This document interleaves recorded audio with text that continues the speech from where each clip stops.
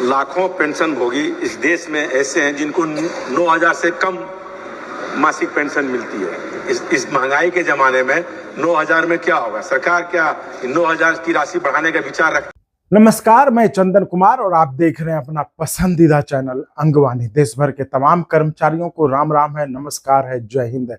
साथियों, जिस तरह से पेंशन को लेकर जो है देश में हर तरफ चर्चा है, हर जगह चर्चा है, तो इस वीडियो में हम बात करेंगे कर्मचारियों की ही लेकर नहीं, बल्कि जो प्राइवेट सेक्टर में, जो अन्य सेक्टर्स में काम कर रहे हैं उनको लेकर जो है सवाल उठाया। जो लोग मतलब जिनको कोई नौकरी नहीं है, उनके पेंशन को लेकर जो है इस सवाल को संसद में उठाया। बांका या बिहार का जो बांका लोकसभा क्षेत्र है, वहां से जो सांसद हैं गिरधारी यादव ने संसद में और ये सवाल पूछा सरकार से कि आखिर पेंशन की हालत ये है कि बहुत लोगों को हजार हजार रुपया मिलता है। आज के समय में जिस तरह का दौर है, जिस तरह की महंगाई है, जिस तरह का आप समझ सकते हैं 1,000 रुपए में क्या होगा, तो उसको लेकर उन्होंने पूछा कि आखिर सरकार की कोई योजना है क्या।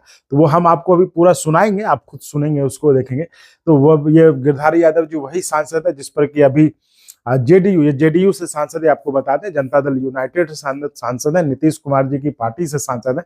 तो नीतीश कुमार की पार्टी जेडीयू के जो संसदीय दल के नेता हैं, उन्होंने जो है लोकसभा अध्यक्ष को चिट्ठी लिखा कि चूंकि इनको जो है पिछले विधानसभा चुनाव में जो है इनके पुत्र ने आरजेडी से चुनाव लड़ा था, इसलिए इनकी सदस्यता रद्द कर दी जाए।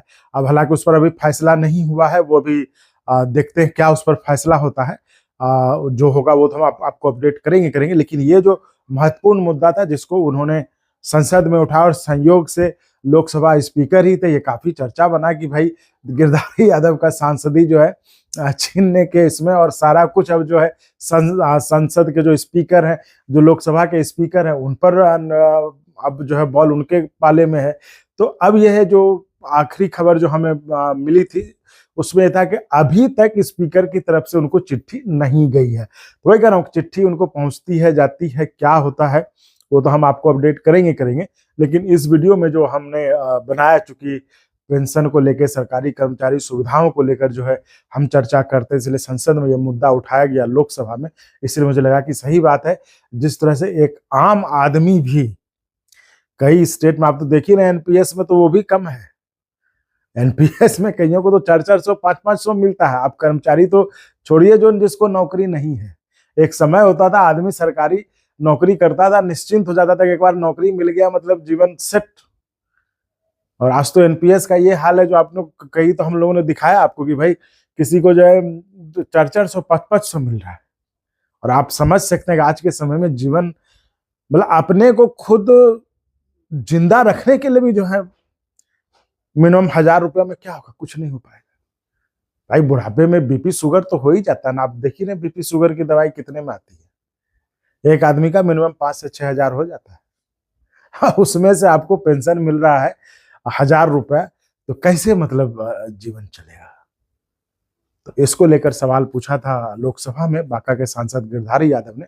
इस पर सरकार ने हालांकि जवाब तो दिया है। अच्छा, मंत्री जी ने कहा कि पहले तो बहुत कम था, लेकिन ये सरकार ने, मोदी जी की सरकार ने जो है इसको बढ़ाया है और इस पर विचार करेगा। ये बड़ा अच्छा लगा सुन के कि एक होता है ना, मंत्री जी कहते हैं कि जो है कि नहीं अभी कोई प्रस्ताव नहीं है, ऐसा हमारे पंकज जी कहते हैं हमेशा, कोई ऐसा विचाराधीन नहीं है।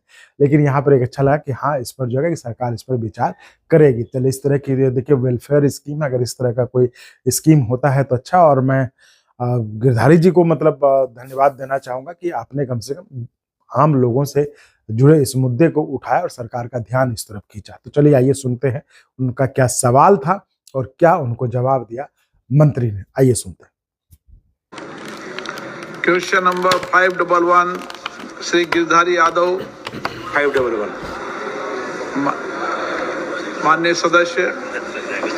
माननीय अध्यक्ष महोदय, लाखों पेंशन भोगी इस देश में ऐसे हैं जिनको 9,000 से कम मासिक पेंशन मिलती है। इस महंगाई के जमाने में 9,000 में क्या होगा? सरकार क्या 9,000 की राशि बढ़ाने का विचार रखती है? माननीय अध्यक्ष, अभी तक हमारा वेज सीलिंग 15,000 तक है। एंड पहली बार पिछले साल में 300, 400, 500 पेंशन मिलती थी। पहली बार हम उसको सीलिंग को 1,000 से कम नहीं देना, ऐसा निर्णय सरकार ने लिया है सर। आने वाले दिन में उसका विचार करने के लिए बार बार हमारे EPFO कमेटी में आ रही है एंड सरकार आने वाले दिन में इसको विचार करेंगे। माननीय सदस्य। माननीय अध्यक्ष जी, लाखों कामगार असंगठित क्षेत्र से हैं, उसका कोई पेंशन नीति सरकार के पास नहीं है। क्या लाखों कामगार जो असंगठित क्षेत्र के हैं उसके संबंध में सरकार कोई पेंशन योजना लाने का विचार रखती है? सर, असंगठित कार्मिक अभी पेंशन योजना में नहीं है, क्योंकि सर उसका वेज 15,000 तक होना चाहिए। ऐसा एम्प्लॉयर इसी में कंट्रीब्यूशन करता है, उसके बाद सरकार भी, केंद्र सरकार भी कंट्रीब्यूशन कर रहे हैं सर। अभी लेबर डिपार्टमेंट में विचार हो रही है, स्पेशली असंगठित कार्मिकों के लिए आने वाले दिन में पेंशन देना चाहिए, क्योंकि प्रधानमंत्री जी का इच्छा है देश में सबको पेंशन मिलना चाहिए। कौन कौन काम कर रहे हैं, कामगार के साथ है, उसको पेंशन देना चाहिए एंड सबको EPFO एंड ESI में लाना चाहिए, ऐसे विचार है सर।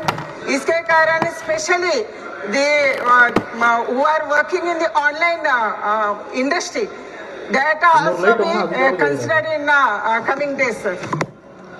और अगर आपको अच्छा लगा तो एक बार और आपको मैं कहना चाहूँगा कि आप इसको प्लीज सब्सक्राइब और शेयर करते रहें ताकि हमारा भी मनोबल और सपोर्ट बना रहे।